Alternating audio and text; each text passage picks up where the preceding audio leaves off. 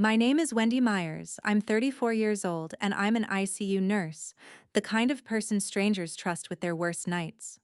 Last June, I put on my best dress, drove out to my little sister's wedding, walked up to the welcome table, gave my name, and watched the coordinator's face go white. "I'm sorry," she said. "You were removed from the guest list this morning." I looked at my mom, standing 10 feet away in her champagne dress. She smiled. "Why would we invite someone who isn't really family?" I nodded once. "Then today is the last time you'll ever see me as family." And I turned around and left. My mother thought she had erased me. She missed one detail. The name she crossed off that list was printed on a contract she had never bothered to read. By the time the ceremony music started, her phone would not stop ringing, and my sister would be standing in a parking lot in her wedding dress, asking one question nobody could answer. What happened at that wedding, 120 guests will never forget. But for you to feel the weight of it, I have to take you back 12 years. Welcome back to calm drama stories, where quiet people finally get heard and family secrets come home to roost. If you've ever loved someone in silence and paid the price for it, this story is for you. Drop a comment telling me where you're listening from, and be sure to subscribe. 12 years ago, my father died of a stroke at 51, on a Tuesday, in the parking lot of the hardware store he'd worked at for 2 decades. I was 22, one semester from finishing nursing school. My sister Chloe was 15. My mother, Carol, was 49, and within a day of the funeral announcement, our kitchen in Millbrook looked like a casserole convention. The ladies of First Baptist came in shifts.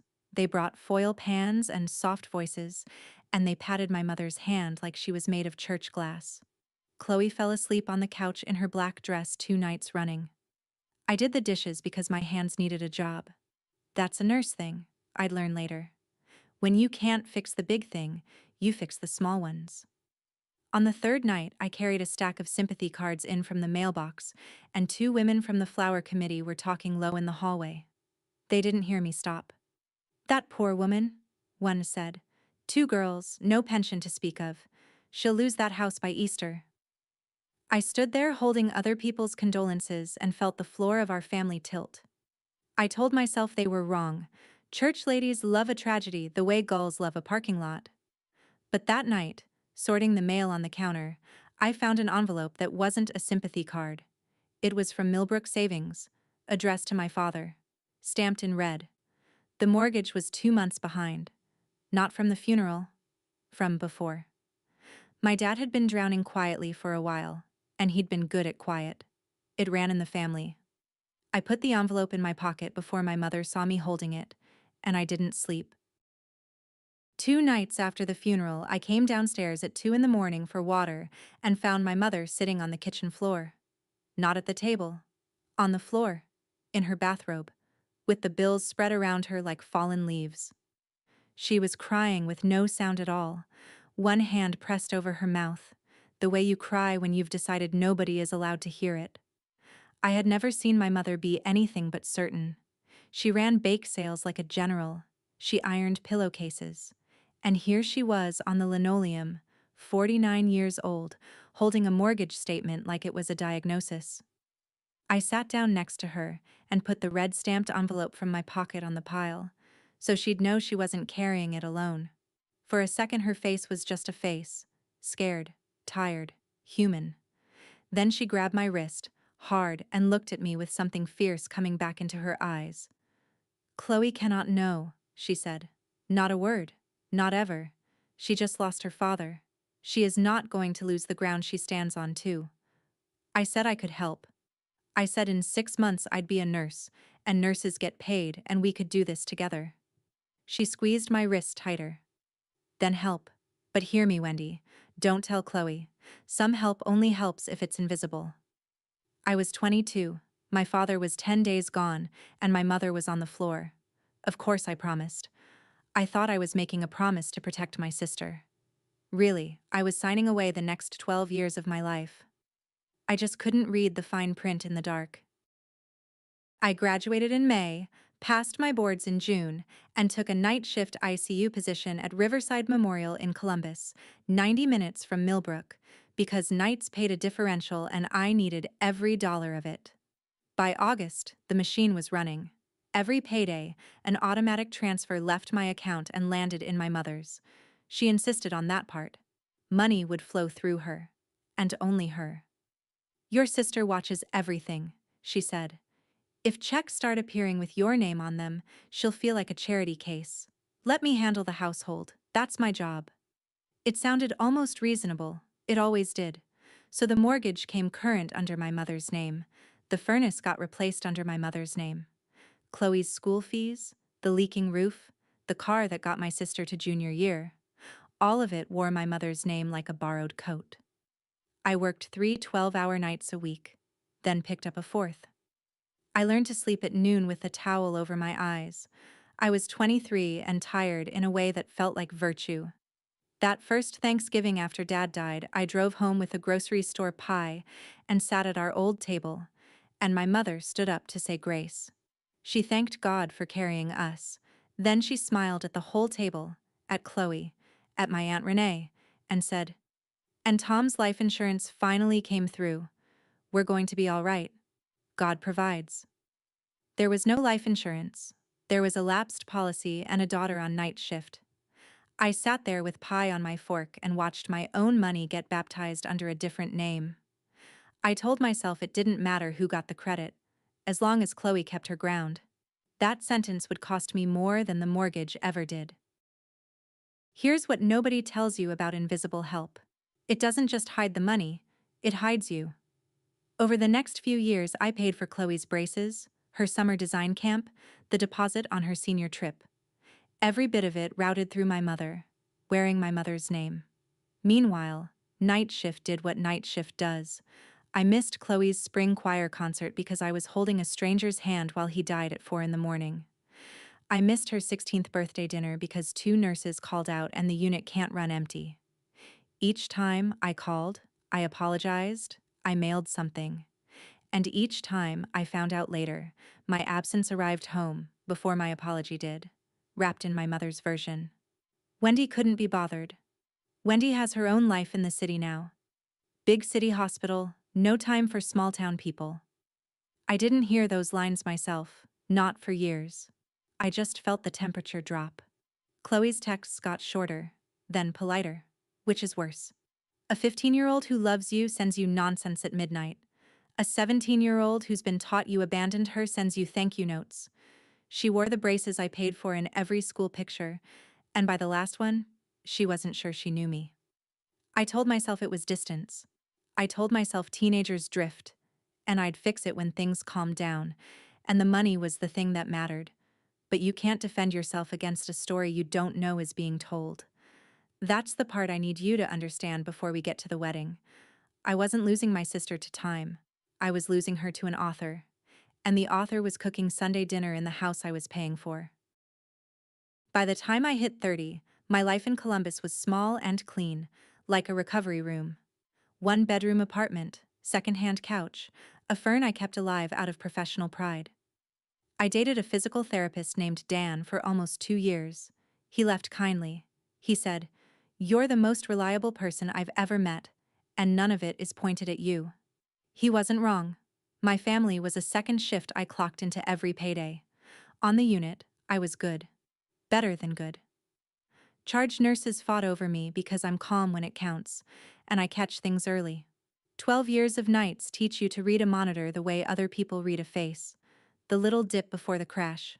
The rhythm that's technically fine and about to not be. I could spot trouble coming in a stranger's heartbeat from across a dark room.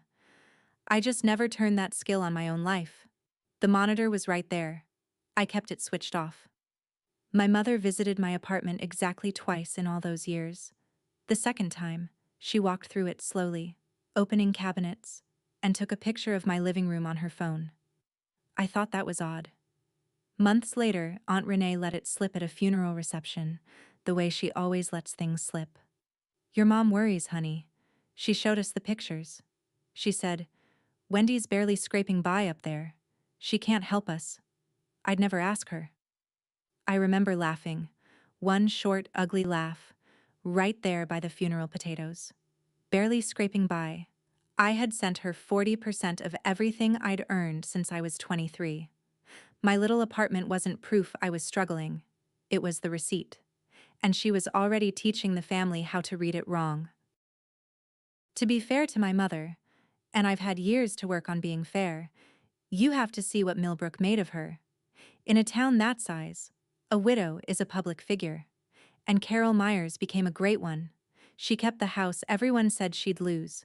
She kept Chloe in choir robes and honor rolls.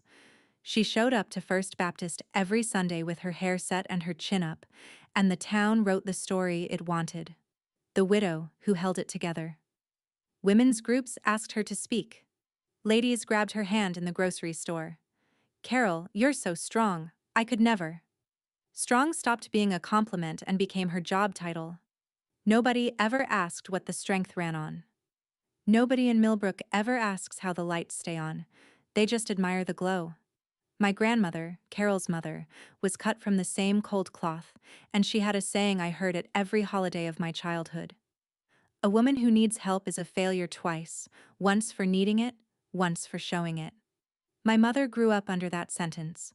I try to remember she was somebody's daughter too, and that the trap she built for me had been built for her first. But understanding a trap has never once sprung it.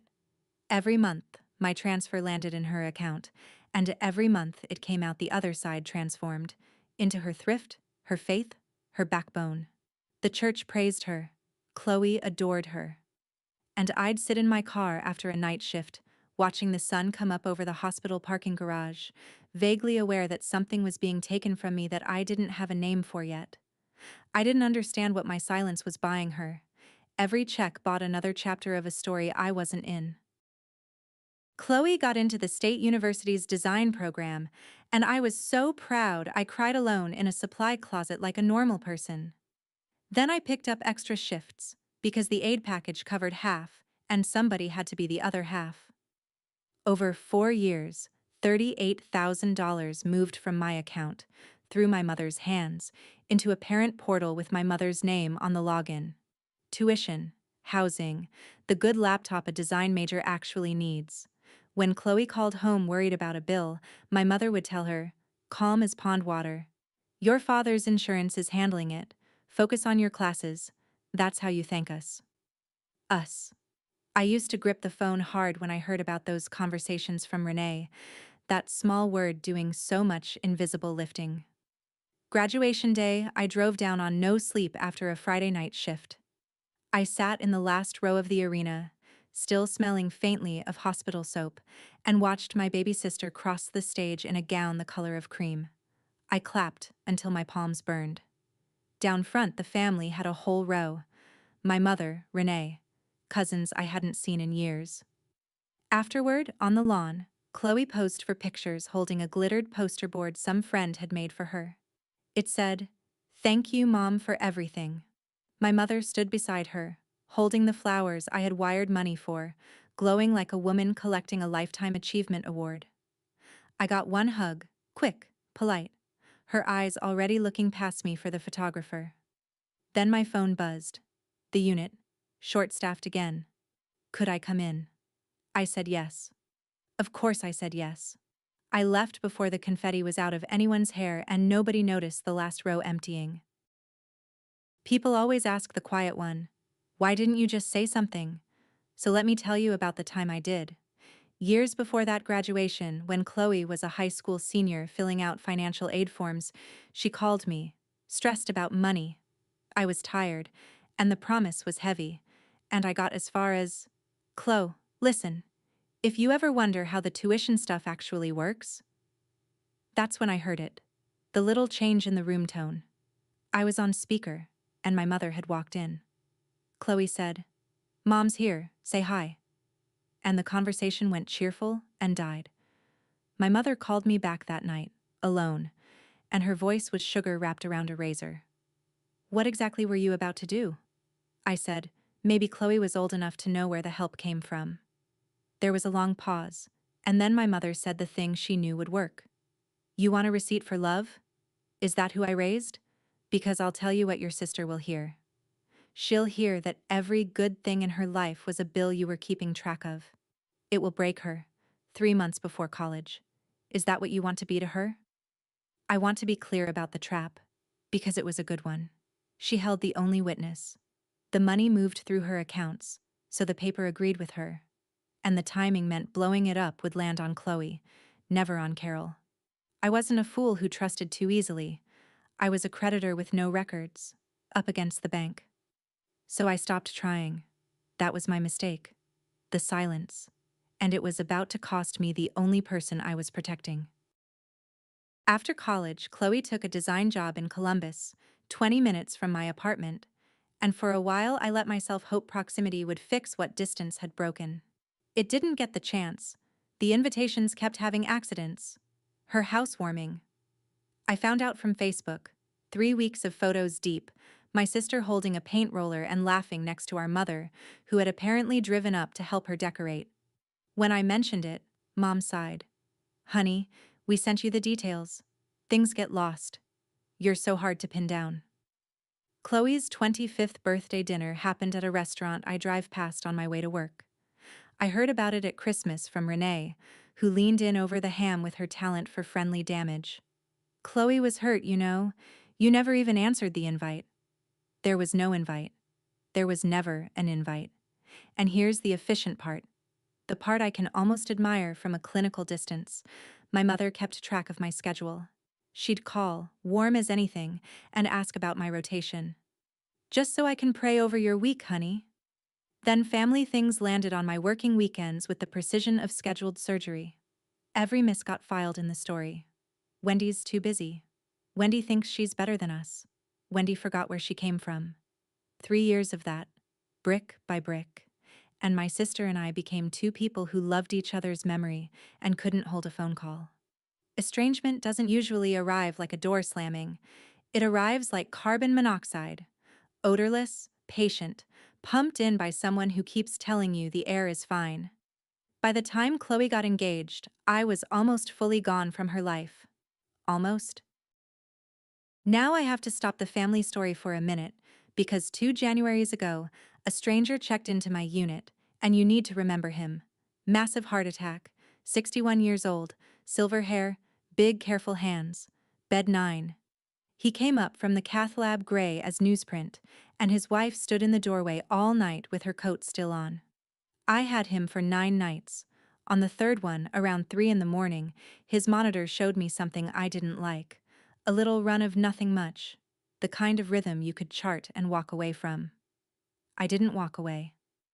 I called the resident, pushed for the labs, had the crash cart outside his door before the alarm ever fired.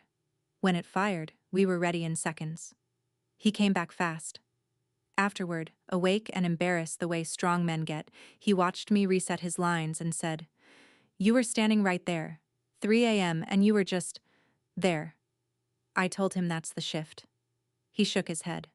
No, the night shift is when you find out who stays. He said it like a man filing something away for later. For 6 more nights he called me the one who stays, and introduced me to his wife that way, and I'd wave it off and check his drips. My badge, like every badge at Riverside, shows a first name only, hospital policy, for staff safety.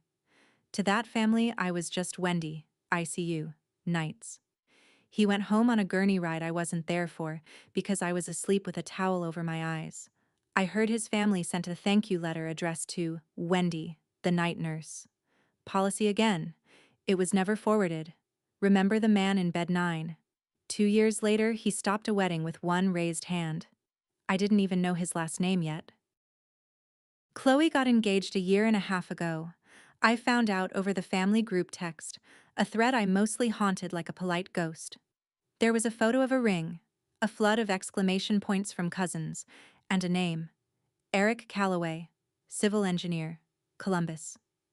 In the picture behind the ring, my sister's face was doing something I hadn't seen since she was 15. Pure, unguarded happiness. I typed and deleted a dozen messages, then sent something simple to her directly. Just her. Congratulations, Chloe. He's lucky. Dad would have interrogated him and then loved him. The three dots appeared and disappeared for a long time. Then she sent back a photo of the ring on her hand, close up, with the caption, "I can't stop staring at it." One exclamation point, aimed at me. I know how that sounds, but when you've spent years on rationed warmth, you can taste the difference between courtesy and a crack in the wall. That exclamation point was a crack in the wall. I wrote back offering to help with anything: planning, dress hunting, spreadsheets, blisters. Before Chloe could answer, my mother answered for her, back on the main thread, smooth as icing. "Everything's handled, sweetheart. We've got our little team." And that seemed to be that. I told myself it was fine. I'd be at the wedding. I'd dance with my sister. And a wedding is a door good things walk through. 2 weeks later, my phone rang, and it was my mother, using the voice she saves for asking. Warm, low, a little breathless, the voice from the kitchen floor. "Wendy, honey, there is one thing. One last thing. Then we're square." I should have heard the trap arming itself. Instead, I heard my mother needing me. Here was the situation, as my mother laid it out. Chloe had fallen in love with a venue, the Arbor House, a garden estate just outside Columbus, white chairs under old oaks, the kind of place a design major dreams in. A June Saturday had opened up because of a cancellation, and the venue needed a $7,000 deposit inside 48 hours to hold it. "The insurance money is gone," my mother said, quiet, like a confession. Which was a strange thing to hear about money that had never existed, and told me she'd repeated the story so long she half believed it herself. "I can't swing this." But she cannot know that, Wendy. Not while she's picking out her dress. She'd feel indebted at her own wedding. Let her have this one thing clean. "You already know the melody, sing along. Don't tell Chloe. Some help only helps if it's invisible. But here's the wrinkle fate put in the fabric. A wire that size wouldn't clear from her account in time, and the venue required the cardholder present to sign. My mother, Empress of the Invisible, needed me visible for 1 hour. So on my day off, I drove to the Arbor House and met the coordinator, a sharp, kind woman about 30, named Bree Hartley, who walked me under the oaks and talked timelines. She slid the contract across a white folder. "So you're the big sister," she said, smiling. "Chloe's lucky." I signed everywhere the little flags pointed.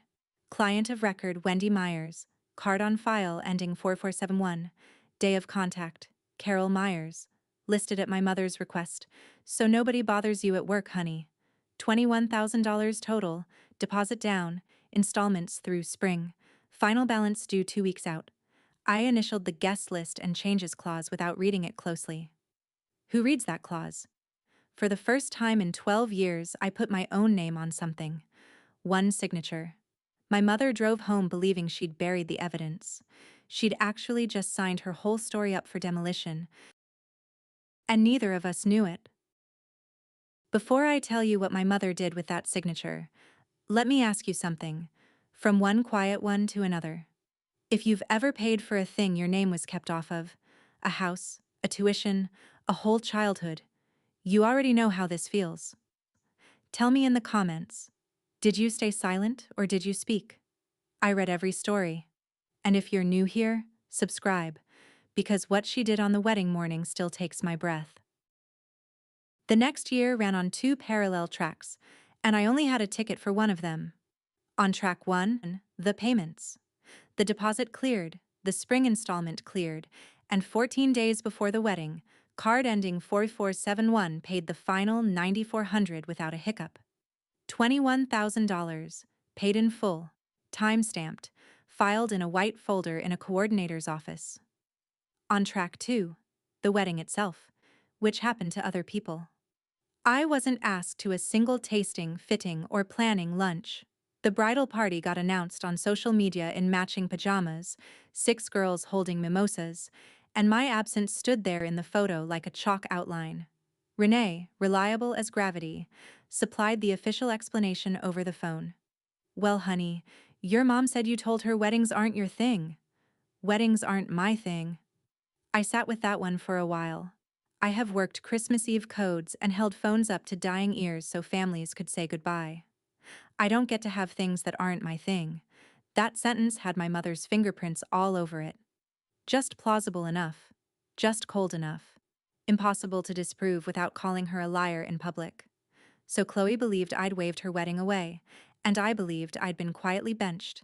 And the author of both beliefs mailed out invitations with my name nowhere on them.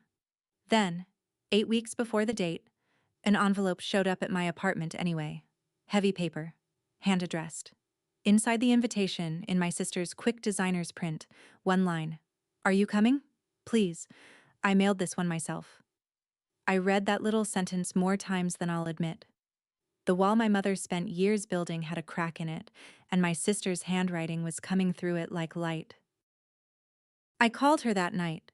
She picked up on the second ring, which told me she'd been waiting, and we talked for 40 minutes. The longest conversation we'd had in probably 6 years. Most of it was beautifully unimportant. The dress, ivory, off the shoulder. Eric's terrible golf. The signature cocktail argument, which she'd won. I lay on my second-hand couch with my eyes closed and just let my sister's voice be in my apartment.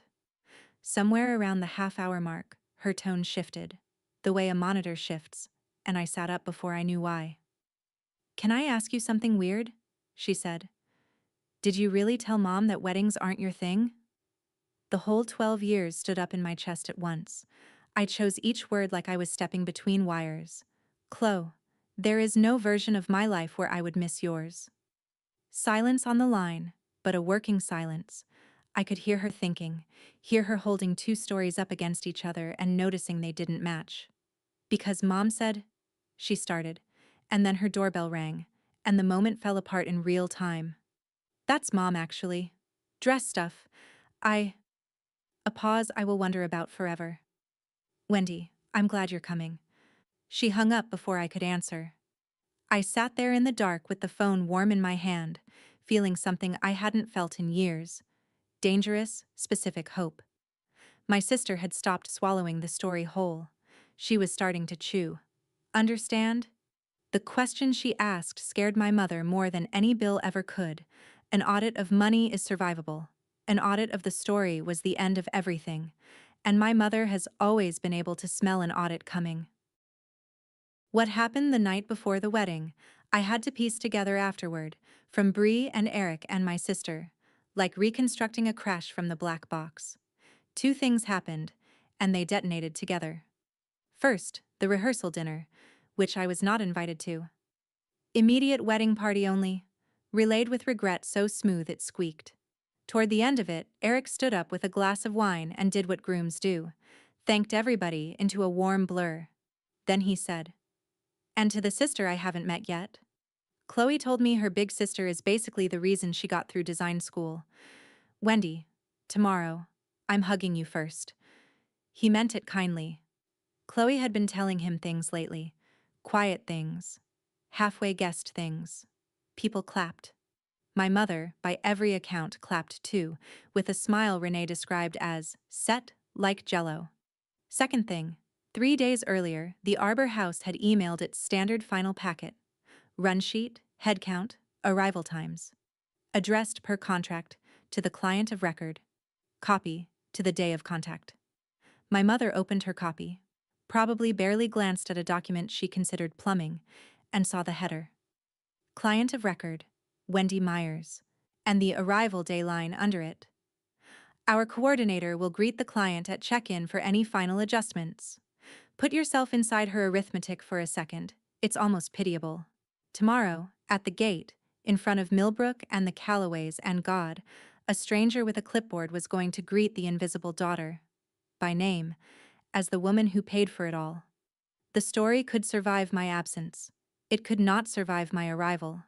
By sunrise, my name was off the list. I want you to see the morning I had. In the hours while my name was being deleted. I was up at 6, off shift for the whole weekend. I'd arranged that months back, the same week the invitation came. I steamed the wrinkles out of a pale blue dress. I dusted off good shoes. And I wrapped the gift I'd been planning for 8 weeks, since my sister's handwriting came through the crack in the wall. Our father wore a plain steel wristwatch every day of his working life. Nothing fancy. A hardware man's watch, scratched by 2 decades of lumber and ladders. The week of the funeral, while the casseroles multiplied, I'd slipped it off his dresser and kept it. Everything else of his got sorted and boxed and given away by committee, but the watch stayed with me, 12 years, 3 apartments. In April, I'd taken it to a jeweler, cleaned, oiled, new crystal. The old band kept because the wear was the point. I wrapped it in tissue, and on the card I wrote the truest sentence I had. He'd have walked you down the aisle. Something of his should. I put the box on the passenger seat like it was a patient in transport. Half an hour of green June fields, windows cracked. At red lights, I practiced smiling in the rearview mirror, and I coached myself like a rookie. Stay near the edges, compliment the flowers. Don't let mom pick the seat. Just be so pleasant, so easy, so present that the story starving everyone had been fed about me dies of contradiction. That was my whole plan. Show up and be undeniable. I pulled through the stone gates of the Arbor House a little after 5, an hour before the ceremony, and the welcome table already had a line. You already heard this scene at the start. Now live it with me slower. The welcome table sat under a white arbor, guest book open, gift table to the side. Ahead of me, cousins gave names and floated through. Then me. Wendy Myers. The coordinator, Bree, the same sharp, kind Bree from 13 months ago, looked down at her list, and her whole body stopped working. Her eyes went from the page to the white folder in the crook of her arm, back to the page. I watched the color drain out of her professional smile. I'm sorry, she said quietly, like it hurt her mouth. You were removed from the guest list. This morning. The line behind me went silent the way a room does when a tray drops, and there was a fresh line of ink through my name. I could see it upside down. A single stroke. Decisive. Still shining a little. That's when my mother appeared at my elbow. Champagne dress, baby's breath in her hair, moving with the unhurried calm of a woman arriving at her own moment. Renee hovered behind her, studying her shoes. I said, Mom, what is this? And my mother looked at me. 12 years of transfers, of night shifts, of tuition and mortgage and this venue, this actual grass she was standing on. And she smiled the church smile, and she raised her voice just enough to reach the line behind us. Why would we invite someone who isn't really family? There it was. The whole architecture, out loud at last. I felt something in me go very still and very clear, the way I get when a monitor starts screaming. I nodded, once. Then today is the last time you'll ever see me as family. I set my father's watch, wrapped and ribboned, on the gift table with the other boxes. And I walked back across the gravel, spine straight, gravel crunching louder than the string music, and I did not look back. I made it to the car without shaking. Nurses are good at that. The shaking comes later. So does the truth. I drove 20 minutes on Route 33 with my hands at 10 and 2 like a student driver, then pulled onto the shoulder because the road had started swimming. Gravel again, under the tires this time. I sat there with the engine ticking and did what I always do with pain. I triaged it. Airway, breathing, circulation. Technically fine. Everything else, not fine. Schedule it for later. And then I reached for the oldest painkiller I own. I called the unit and asked the charge nurse if she needed hands for the 7 o'clock shift. Tonight. She laughed, then heard my voice and stopped. You're supposed to be at a wedding, Myers. I told her plans had changed.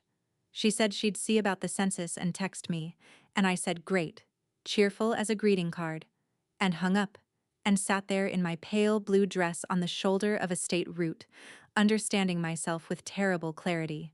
For 12 years, whenever my family made me feel like nothing, I had gone somewhere I could be useful, because useful was the only kind of loved I knew how to arrange for myself. My mother had spent a decade calling me absent.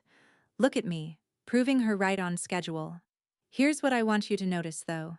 Sitting on that shoulder, holding the ashes of the word family, I never once thought about the money. I didn't call the venue to cancel a payment.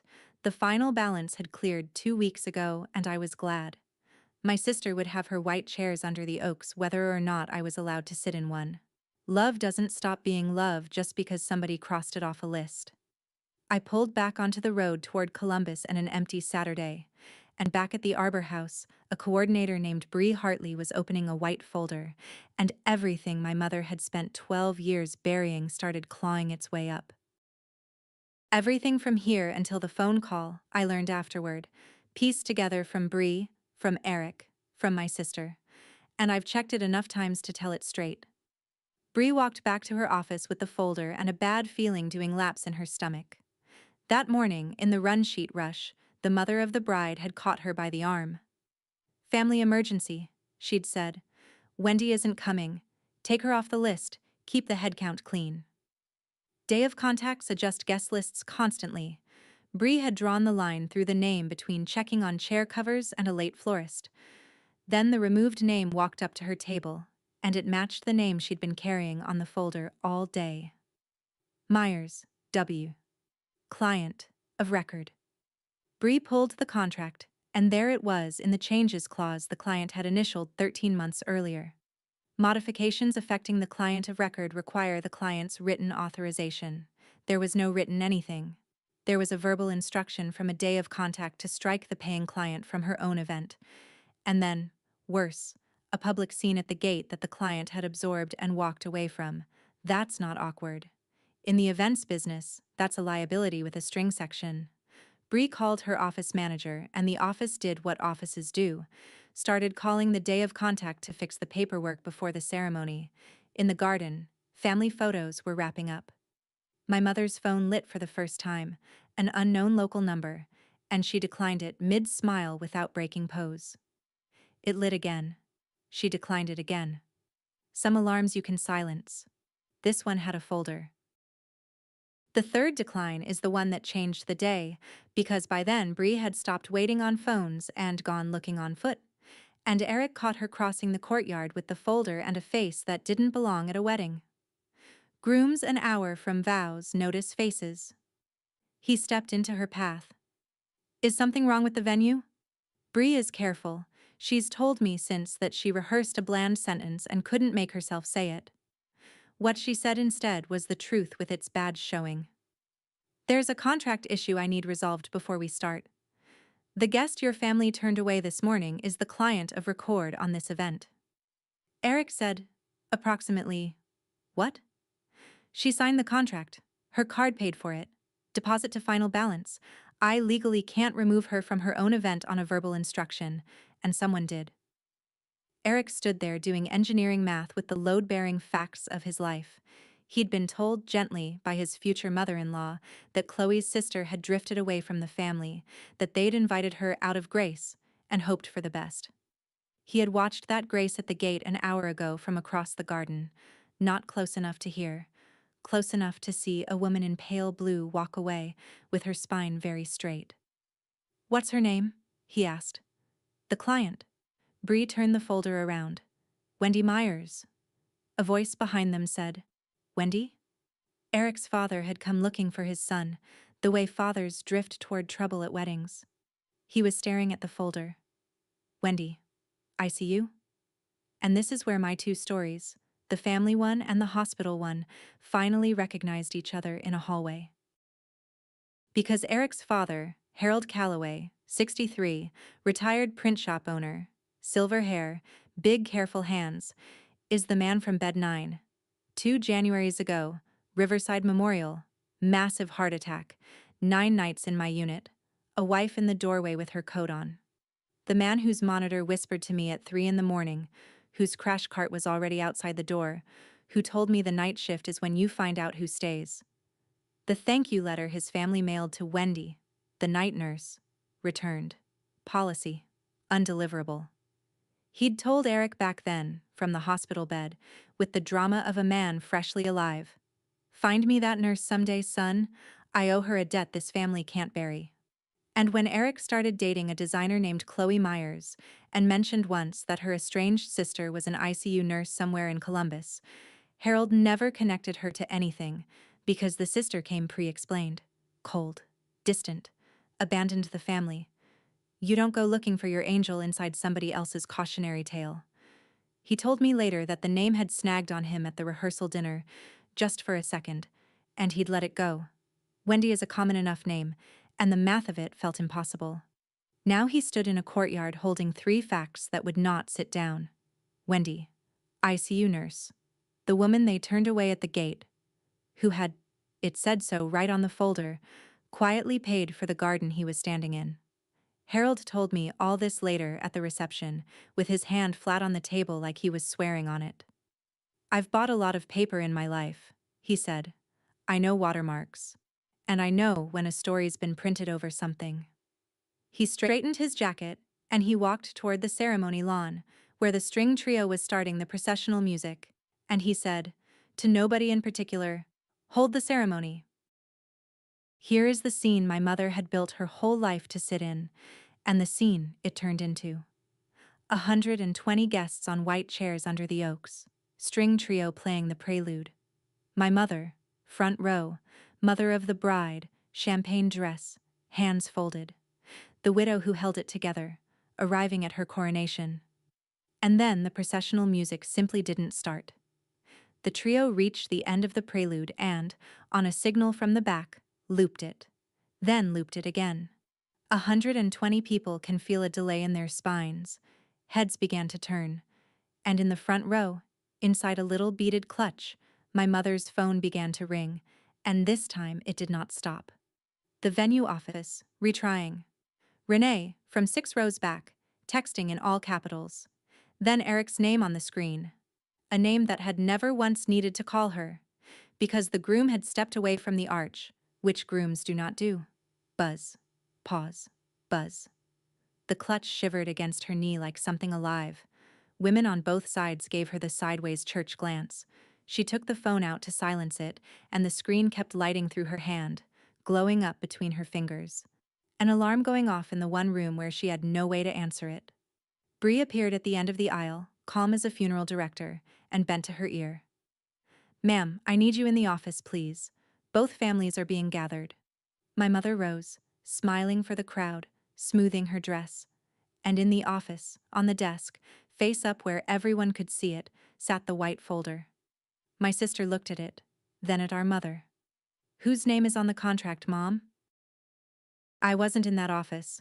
I was 20 miles away in a diner, deciding whether a hospital shift could stand in for a family.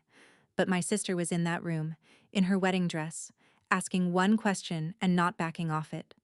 If anyone ever fought for you like that, you remember it forever. Stay with me, because what Chloe did next is the reason I can tell this story at all. And if you believe sisters deserve the truth, take 1 second and hit subscribe. My mother is not an amateur, and even cornered, she opened with her best material. I was protecting you, she told Chloe, voice trembling on cue.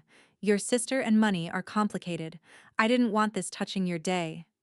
But Chloe had spent months collecting splinters, and now she pulled them out one at a time. The tuition that was always Dad's insurance. Then why had she once found, deep in the junk drawer, a past due notice from Millbrook Savings dated months after Dad died, when the insurance was supposedly covering everything? The famous line, Wendy said, weddings aren't her thing. Then why, when Chloe mailed an invitation herself, had the RSVP come back within the hour? Yes. Thrilled? All caps. You told me she never came to anything, Chloe said. Who kept her schedule, Mom? Who always knew her shifts? And piece by piece, in front of the Callaways, the story that had run our family for 12 years stopped making its payments. I'm told there was one moment, when my mother was fully human in that room. Her hands went to her mouth, the same way they had on the kitchen floor, and she said, so quietly they almost missed it. My mother buried 2 babies and never wore anything but lipstick to church. A woman who needs help is a failure. That is what I was given. For a breath, even Chloe wavered. Then Carol did what Carol does. Reached for the wheel. Everything I did for this family. You have 120 guests waiting, sweetheart. We are not doing this today. And my sister, in full white, lifted her chin in a way that I'm told looked exactly like me on night shift. Then you won't mind if my sister hears you say it. Because I'm not getting married without her. Wedding dresses don't have pockets. Chloe's phone was back in the bridal suite, in a tote bag, dead anyway. Brides' phones are always dead. So my sister walked out of that office, hiked her skirt in both fists, and cut straight across the corner of the parking lot toward the main house, a bride in full white striding past parked cars while arriving vendors froze mid-unload, and asked Bree for a phone. Bree handed her the office landline like she'd been waiting all day to do one purely good thing. Meanwhile, 20 miles north, I was in a vinyl booth at the Blue Line Diner near the hospital, still in the pale blue dress, staring at a cup of coffee I'd ordered as rent for the seat. The charge nurse had texted, "Census looks okay, but call at 7 if you still want in. 40 minutes to decide." Across the street, the hospital sat there being simple. Clean scrubs, clear tasks, monitors that tell the truth. Nobody in that whole building had ever crossed my name off anything. My phone lit up on the tabletop. A local number I half knew, the venue's exchange. I'd seen it on billing confirmations for a year. My thumb hovered while I did the math on what fresh paperwork today could possibly want from me. That's the only reason I answered. Business voice, the one I use for insurance companies. "This is Wendy." And my little sister's voice came down the line, raw and close, with string music looping somewhere behind her. "Wendy, it's me. Don't hang up." I looked out the window at the hospital, at the easy, useful, unloving Saturday I had all planned. "Chloe, aren't you supposed to be getting married right now?" "Yes," she said. "That's exactly the problem. Everyone's waiting. And I just found out whose name is on this wedding." "Is it true?" she asked. No preamble, no cushions. "The venue. My tuition. The house, Wendy. Is it true? And do you know what I did, with the truth finally standing at the door in its coat?" I reached for the old reflex. One more time. "Chloe, it doesn't matter today. Today is about you and Eric. Go get married. We can talk after the honeymoon." "Stop." Her voice cracked down the middle. "Stop protecting everyone. That's how she won? Don't you get that? Every time you went quiet to keep the peace belonged to her." The diner noise went far away. 12 years, 3 apartments, a couple thousand night shifts. A little envelope stamped in red, a promise extracted on a kitchen floor at 2 in the morning. Some help only helps if it's invisible. I had believed that sentence like scripture, and it had cost me the exact person it was supposed to save. My sister asked a third time, slow, spaces between the syllables. "Wendy, is it true?" "Yes. That's all." The truest word I own, and it was the first time in 12 years I'd said it out loud to the one person it belonged to. I heard my sister start to cry on a borrowed office phone on her wedding day, and it wasn't the delicate kind. Then she pulled in a breath, and when she spoke again she was 15 and 27 at once. "Then come back. Please. I need you to do something for me." Out the window the hospital sat waiting. Simple as ever. Going back meant walking through the gate that had watched me get erased. It also meant breaking the only vow I had left. I want to be honest about the next 10 minutes, because they were the hardest of this whole story. Harder than the gate. Nobody was watching me. That's the thing about real choices. They happen in diners. Alone. With coffee going cold. On one side of the street, the hospital. 7 o'clock shift. Useful hands. The version of love I knew how to do with my eyes closed. The version that had never once asked me to be a whole person, only a competent one. On the other side, 20 miles of road back to a place where my mother's sentence was still hanging in the air over the gift table. I'd made a vow in front of witnesses. "The last time you'll ever see me as family. Where I come from, you keep your word." It's half of what I had left. And here's the ugly little truth I can admit now.